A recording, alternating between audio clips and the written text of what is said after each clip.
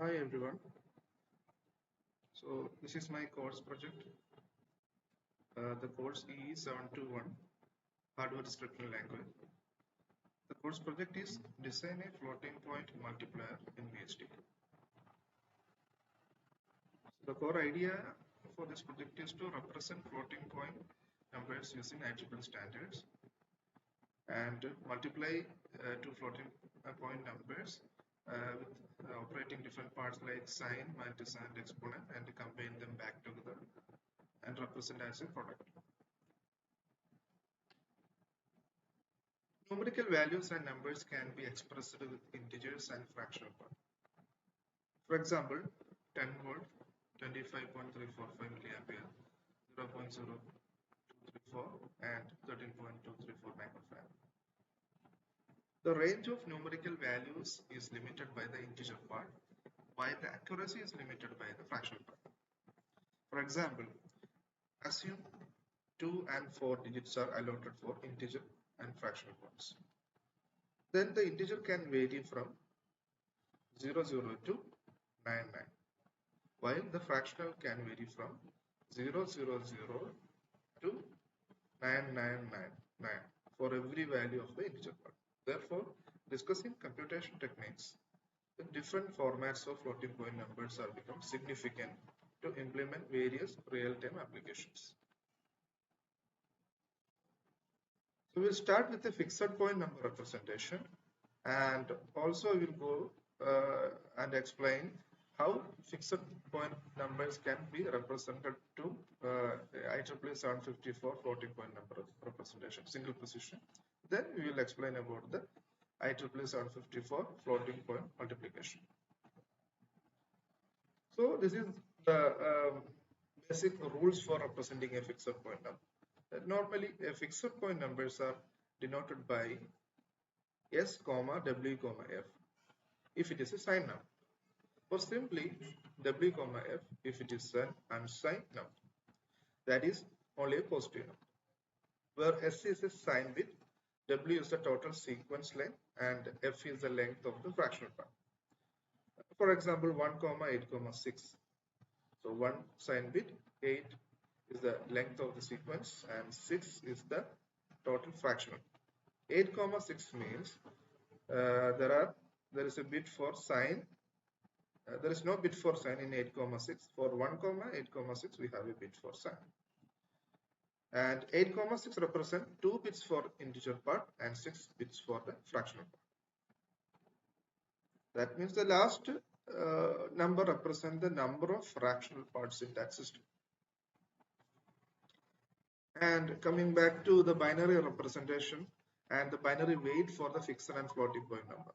Here you can see the example. So these are the integer part.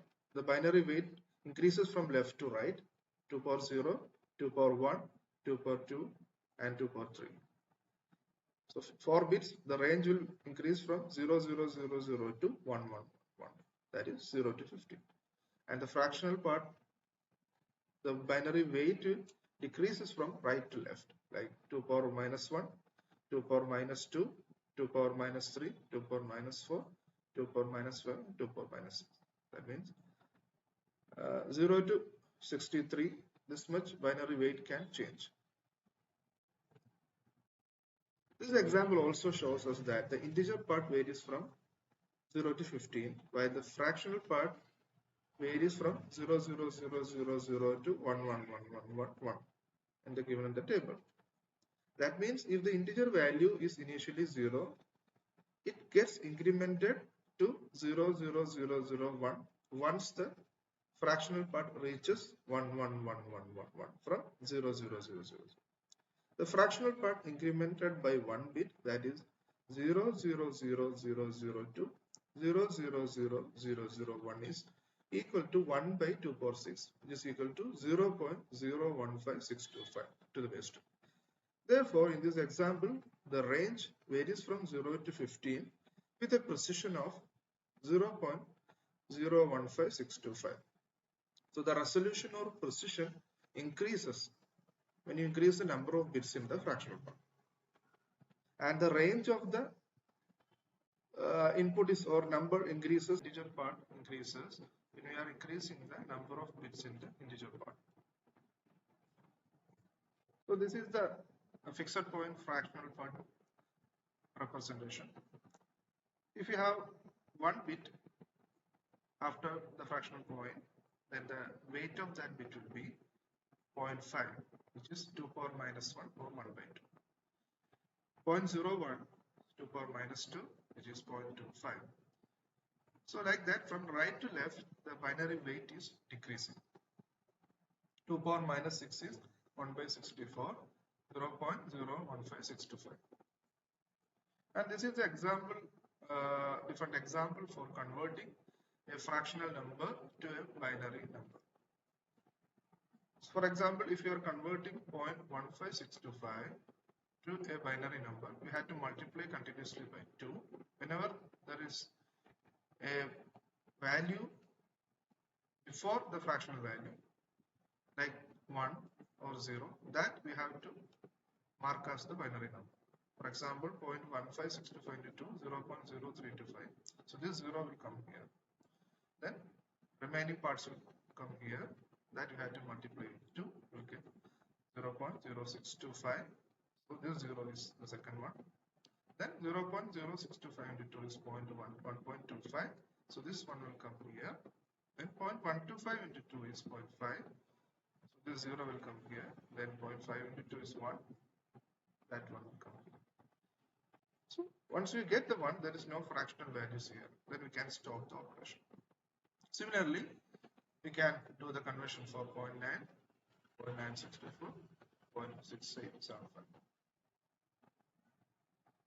Apart from the fixed point number system, there is a floating point number system in practice in which the binary points get floated to the left or right side based on the logic we discussed below. There are few important terms in this number system: sign, exponent, mantissa, and bias. We discuss and explain the single precision floating point number system in this section. Let us start with an example of decimal to IEEE 754 single precision floating point and floating point number and floating point number to decimal conversions. So this is the representation for IEEE 754 single precision floating point number. We are using 32 bits for the representation. Out of these 32 bits, 1 bit we are using for the sign, 8 bits we are using for the exponent, and the remaining 23 bits we are using for the mantissa.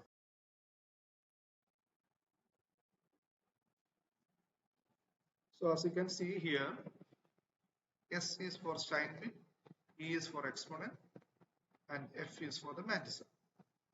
And the representation format is -1 the whole power S into the fractional part into 2 power the exponent part. So we will go through one example of this representation. So this is the IEEE 754 representation of a floating point number. We have to find out which decimal number is representing using this binary number system. 0, 1, 0, 0, 0, 0, 0, 1. So this 0 is for the sign bit. This value is 129, that is using for the exponent. The remaining 23 bits for the mantissa. So we'll go through these steps. The sign bit is 0, hence it is a positive decimal number. From the above example, the value of mantissa is 0, 01, 0, 1, 0, 0, 0, and we have to represent the mantissa in this way, 1 point mantissa. So the actual mantissa is 1.01010000. The next step, we have to find out the normalized bias NP, which is the value in this exponent minus the bias. So in this representation, we are getting a decimal value of 129. We have to subtract 127 from this 129. So this is the normalized bias. And the final representation is -1 the whole power 0, 1.0101000 into 2 power 2, which is equal to 101.010, that is 5.25. So this is the representation for 5.25 in IEEE 754 single precision floating point number format. Now we'll go to the next example. Here we have a decimal number minus 639.6875. We have to represent this number using IEEE 754. We have to find out the decimal number corresponding binary number for 639 and 0.6875, which is 1001 1111.1111.101. So to make it to the normalized Manisa format, we have to represent it by 1.0011111.101. For that, we have to shift left this binary number by 9, which is 1.001111111.011 into 2 power 9. So we got the normalized exponent as 9. The next step is we have to add 127 to this normalized exponent. So we got 136. Now we have to represent this 136 in binary format 10001000. So this is the 8-bit exponent representation in IEEE 754. So the final floating point value is 1, which is for the sign, then 100 for the exponent, then 0111111 101100 for the Manisa. So the next example where we have the 754 floating point number, IEEE number, that we had to find out the corresponding decimal number. The first bit for the sign, so the value is negative. The next 8 bit for the exponent, so normalized exponent value is 8 because 135 is the decimal value for this exponent. 135 minus 127 is 8. So the value for this representation is minus 286.75. Now we'll go through an example, VHDL example. We are developing a VHDL code to convert a fixed point binary number to a single precision floating point number. We'll take n to represent the length of the integer part and m to represent the length of the fractional part. And we'll also use the clock and enable signal. This is a code for converting a fixed point number to IEEE 754 floating point number. Here you can see we are using a 4-bit for integer and 5-bit for the fractional part, variable n for integer part, m for the fractional part. We are also using clock, enable, data in and data. This is the processor inputting a fixed point number. In our case, we are using a clock and enable, and in this fixed point we are using 4-bit for integer part and 5 bits for the fractional part. The output will be a 32-bit IEEE 754 single precision number. Okay. So here this code is basically a state machine, contains 3 states: a reset state, state 1 and state 2. Let us see what is happening in different states. So first we will go to the reset state. Here the reset state will initialize done equal to 0. Then it will check for whether it is where there is an enable or not. If enable is 1, that means till enable is equal to 0, it will be in the reset state. When enable is equal to 1, it will jump to state 1. And also it will initialize data term temporary eraser is equal to 0 and last data is equal to data. If enable is 0, it will stay at reset state. At state 1, we will copy the MSB of last data to data temporary register. That means here we are initializing this value as like this, n plus m down to 0. So we are getting an extra bit here apart from the integer and fractional part. That bit is MSB, which is the sign bit. That sign bit we are copying to temporary register. Now we are checking for the 1 and 0 set, the integer part, integer and fractional part. Suppose we are using this number 5.25. In this 5.25, from this position to this position, we will check for the 1. If the value is 0, what will happen in this program?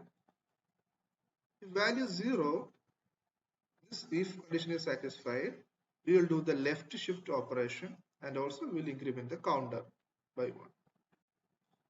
So in this number, the first bit position is 0. That means it will left shift by 1. So 1, 0, 1. 1 will come at the MSB and count will incremented by the 1. Then in the next iteration, this bit will be 1. So this condition is not satisfied. It will go to else operation.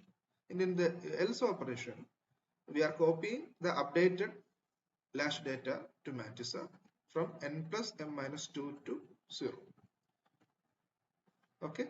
Then the conversion of this bit to exponent is, we are using this method. Here n is equal to 4, that is we already initialized in the program. So n minus 1 is 3. We will make this 3 to an 8-bit vector value, which is 0, 0, 0, 0, 0, 1, 1. So that is an 8-bit vector value for 3, and we will subtract that with the 2. We will get, sorry, 1. The count values we update this 1. So 3 minus 2 is 1. That we will add with 127, the exponent bias. So finally, after this operation, we will get the updated exponent, which is 2 plus 127, that is 129 is our exponent.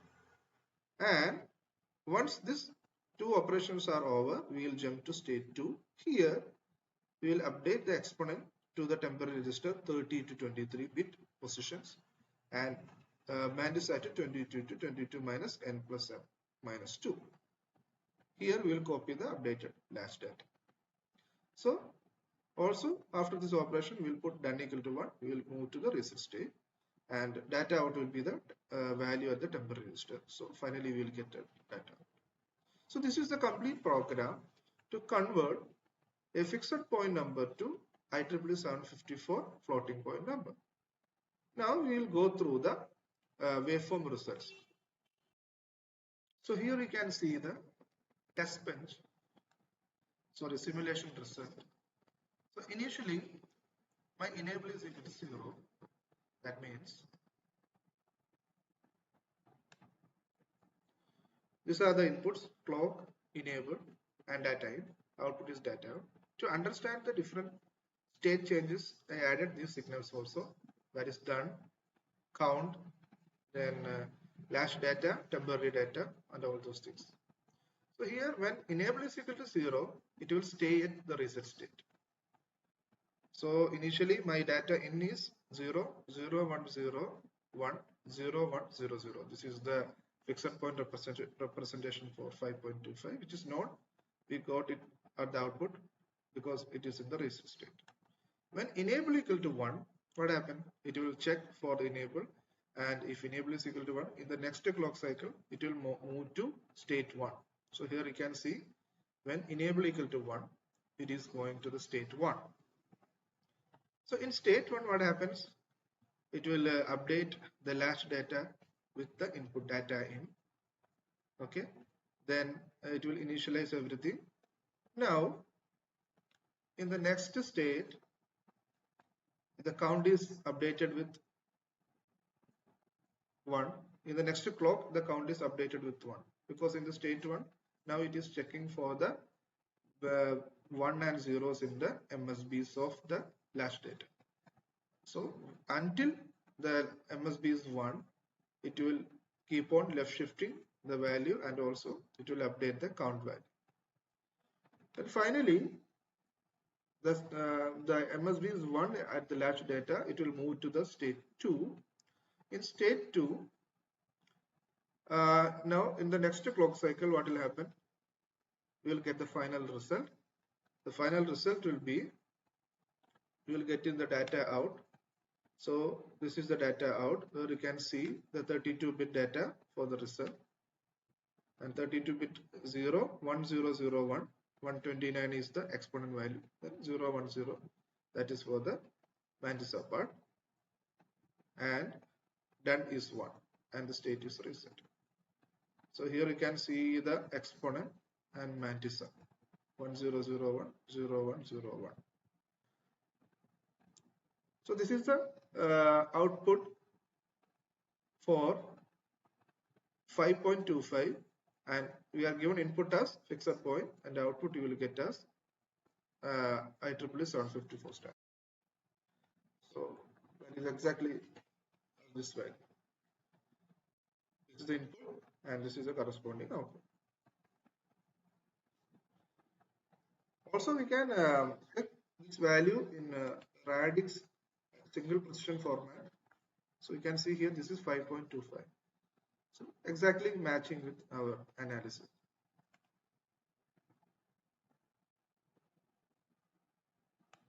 So now we will check for the next condition, that is 1.25. Okay, so here we are given an input for us change the radix.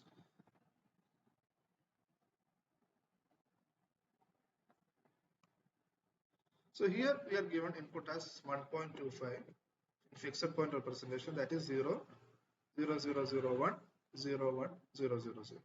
And the corresponding output is 0, 0, 1, 1, 1, 1, that is 127. So we don't need any shifting here. So that normalized bias exponent is 127 itself. We don't need that extra increment in the bias exponent. Then corresponding Mantissa also. To verify the radix floating point single precision, we can check that also. So here you can see we are getting 1.25 at the result. After the state 2, you will go to the result state. Then at that time done equal to 1, then result will be 1.25. This is exactly the same as our analysis that we made for 1.25.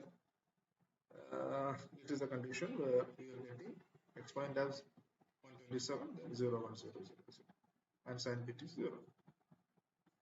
Also, we can check the condition 6.5625, where 0, 0, 1, 1, 0, 1, 0, 0, 1, 0. We will get 0, 1, 0, 0, 1, 1, 0, 1, 0, 0, 1. So that is the result I mentioned in this figure. This is the output for that. Here also, after the state 2, we will get the floating point number 6250 for the fixed point input 0, 0, 1, 1, 0, 1, 0, 0, 1, 0. This is the representation IEEE. So I think it is very clear from this explanation how to convert a fixed point number with a particular number of bits for the fixed integer part and the fractional part, and to convert it into a floating point number with state machines and a multi-clock cycle. Now we will move on to the floating point multiplication. A brief review of floating point multiplication algorithm is given below. Assume that there are two numbers x and y. Then the multiplication can be represented as x into y is equal to sign bit we have to XOR, then Mantissa along with this one we have to multiply, then we have to update the exponent part with npx plus npy plus np plus bias. So sx and sy are the sign bits for x and y respectively. mx and my are the Mantissa bits of x and y. Then npx and npy are the normalized powers of ex and ey respectively. So these values can be found by npx equal to x minus b, npy is equal to ey minus b, and np is the normalized power of multiplication of mx and my. That is 1.mx into 1. So after this, multiplication of this mantiza, we will get the result with extra bits in before the fractional part. So that we had to make it to the normalized part like 1.m. For that we need another normalization. So basically these are the procedure. We will divide the numbers into three different parts like sine, mantis and exponent, and we will operate them in individual way. Mantissa, we all know that 32-bit floating point number, 23 bits are dedicated for the Mantissa. Exponent is 8 bits and we need a bias of 127 for. So this is different block diagrams for multiplications. So when we are doing the multiplication, we will divide the numbers into different parts like sine, exponent and mantissa. We will do the XOR operation for the sine, and mantissa we will exponent we will add with the bias sign normalization. Then mantissa will multiply and also will normalize. Then that will be the multiplier result. This is another block diagram. Here also you can see sine bit must be 31 and 31. That will copy here. Then 32 to 23 is exponent part here and here. That will copy here. We will do the addition or subtraction, and some bias will be also there. That will here will normalize and will add here. That part is shown here. Normalize some bias. Then mantissa we will do the multiplication and we will go to the mantissa part. With that normalizer will update to the exponent, which is this value b. So this is the basic algorithm for the floating point multiplication. And sine bit, this is the truth table for the sine bit. When both inputs are negative, your MSBs will be 1 and 1. That means XOR operation will be 0, your result will be positive.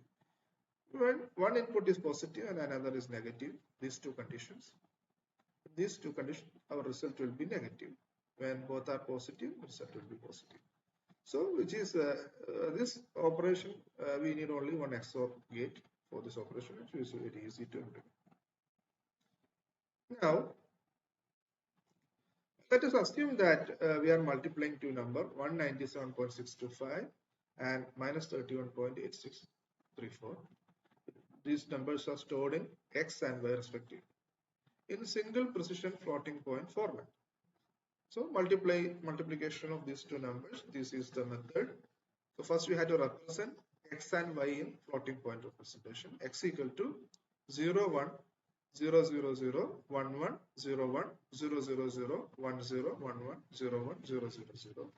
And Y is equal to 1, 1, 0, 0, 0, 0, 1, 1, 1, 1, 1, 1, 1, 0, 1, 1, 1, 0. So this is the IEEE representation for X and Y, 197 minus 31.86. So first number X MSB is 0, next number MSB is 1. So XOR operation will be 1. So final result will be negative. Now you will take the mantissa part 1.1111, then 1.1001. So these are the mantissa part in this representation.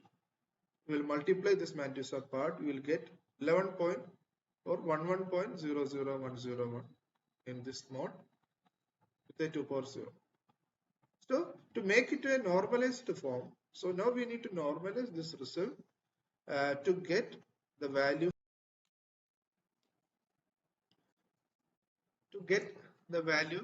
in this format 1.100 like that. So for that we need just a left shift. That is multiplication by 2. For that we need 2 power 1. So this is a normalization for this result. So we need an extra exponent addition. So finally our result will have exponent from the representation section and also from the normalization section. So this is the operation for the floating point multiplication in Px and in Py, and also that normalization factor 1. So 7 plus 4 plus 1 plus the bias 127. So the exponent, final exponent is 139. Corresponding 8-bit representation is 1000 1011. So now We have all the values and multiplication result in single precision floating point format is 1, the result is negative, then 1 0 0 0 1 0 1 1 for the exponent part, then the remaining part is for the matrix. So now what we are going to do is we are going to implement the floating point multiplier using VHDL. So develop a digital system to perform the multiplication operation on two fixed point numbers of size 1, m, n, where m is the number of bits for the integer and n is the number of bits for the fractional part. So now we are going to implement a floating point multiplier in VHDL. So this is the objective. Develop a digital system to perform the multiplication operation on two fixed point numbers of size 1, n, m. That's 1 bit for the sign, n for the number of bits in the integer part, m is the number of bits in the fractional part. Finally, display the result in single precision floating point format. So this is the example we implemented using the VHDL. The first operation was for multiplication of 1.25 into 5.25. So the inputs are 0 0 1 0 0 1 0 0 1 0 0 0, then 0 0 0 0 1 and 0 1 0 0. We already explained how to convert these fixed point number 1.25 and 5.25 in the earlier sections, and with our algorithm we multiplied these two values and we got the result in single precision format for the multiplication result. So this is the product is 6.56250 in binary format and in floating point form. So this is the step for the multiplication. The fixed point number, the first number is 0 0 1 0 1.01000, that is 5.25. First we will convert this to IEEE 754 standard, that is 0 1 0 0 0 0 1 for exponent, which is 129, then 0 1 0 1 0 0 0 for the mantis. The second number is also will do the same. You can find the corresponding representation. So here we have sine, exponent and mantissa, sine, exponent and mantissa. So we will do the XOR operation for the sine bit. So the result will be positive. Then to find the exponent, we will do this operation. So here we don't need an extra biasing and all, so that will be 2. So this will be 2 and the product will be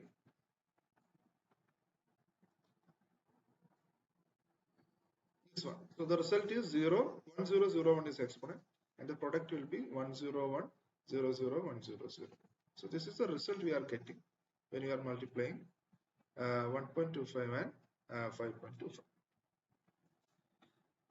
Another operation we did is we made 5.25 as negative. The only difference is that the sign bit will be 1 for minus 5.25, that is MSB will be 1. Remaining everything will be same. So we will get the final product as like 0 1 0 0 1. The final result, sorry, there's slide here. This will be 1 here. So the result in this result, this MSB will be 1. So result will be negative, like we mentioned in the truth table for the sign bit. When one bit is 0, another bit is 1, the result will be negative. So that same procedure we are following here. So the result will be negative and this will be the result. And you can see the output in a binary format. We are adding these two, multiplying these two values, we are getting the result in IEEE 754 format. And the MSB is 1, sign bit is 1. So this is the VHDL code for the floating point multiplication. And this is the continuation of the code we explained before. There we converted the fixed point number to IEEE 754 floating point number. Same code with slight modification. as mentioned in the algorithm for the multiplication. So here you can see we have a bit for the integer part, and that is that we are using n variable n and m for the fractional part, 5 bits for the fractional part. Then we are using clock and enable data in1 and data in2, both having size n plus m down to 0, n plus m down to 0. The m must be sign bit. Then final result will be 32-bit floating point number. And we have this entity IEEE 754 multiplication, where we have different signals and architecture. And in this architecture, you can see that we have components for the floating point representation, and also we have different state machine for the floating point multiplication and conversion. So here, this components basically we are A1 and A2, we are using it for converting the fixed point to a floating point number and separating exponent, mantissa and sign bit. So this one we'll use whenever we are calling the conversions. So you can see that this conversion basically for the input data, where you need to just convert n and m size input number, fixed point number to exponent and mantissa. But in the case of another operation, another generic map here, you can see n equal to 2, m equal to 2m plus 2n minus 2. So this part where conversion happens when you will get 2-bit value at integer part and 2m plus 2n minus 2 value at the mantissa part. So this is for the multiplication conversion.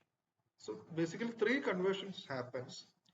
One is for the input 1, another for the input 2, and another conversion here happens for the fixed number after multiplication.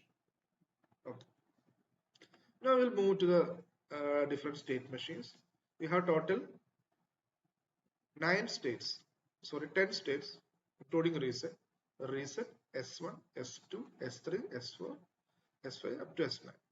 So after this last state, we will get the multiplication result. So let's go through the different states here. It will wait for the positive edge of the clock, and in the reset state everything will be 0, and it will wait for the enable, and if enable is equal to 1, it will go to the state 1, and in state 1 what will happen? When it is going to the state 1, its latch data is copying the input data and input data. Then the MSB we are using here to find out the sign bit. So we just do the XOR operation for the MSB. Then in the state 2 we will do the conversion, and state 3 also we will do the conversion, and we will separate the exponent and mantissa for the number 1 and number 2. So we will get mantissa 1 and mantissa 2. Then we will multiply these two mantissas in the normalized format, and that will store in the mantissa mul variable. Then sign bit will concatenate with the mantissa mul. So this will be the total data in here.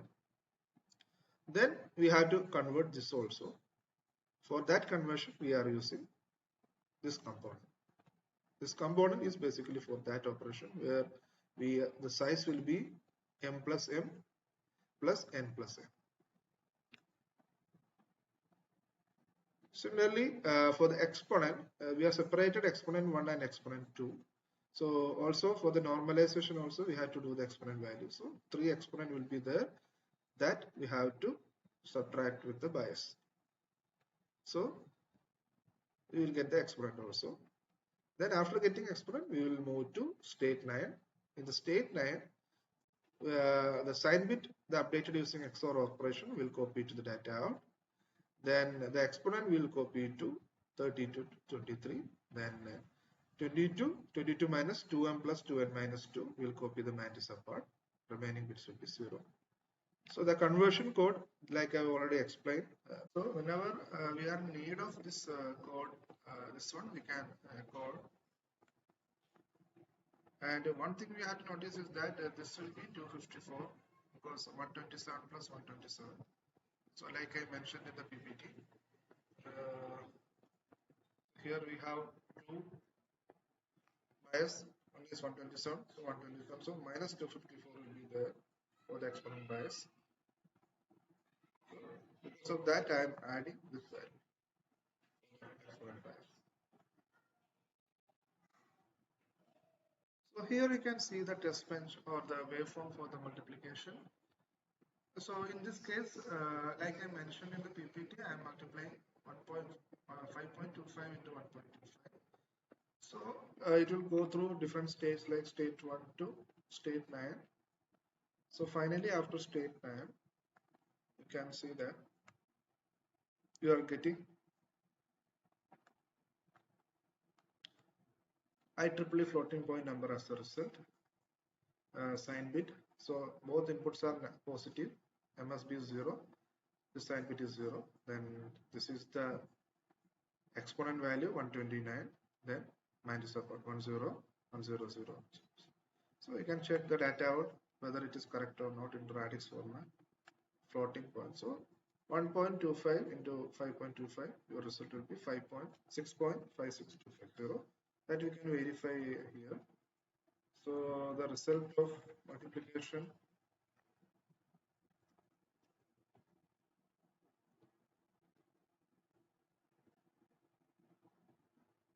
1.25 into 5.25, result will be 6.56250.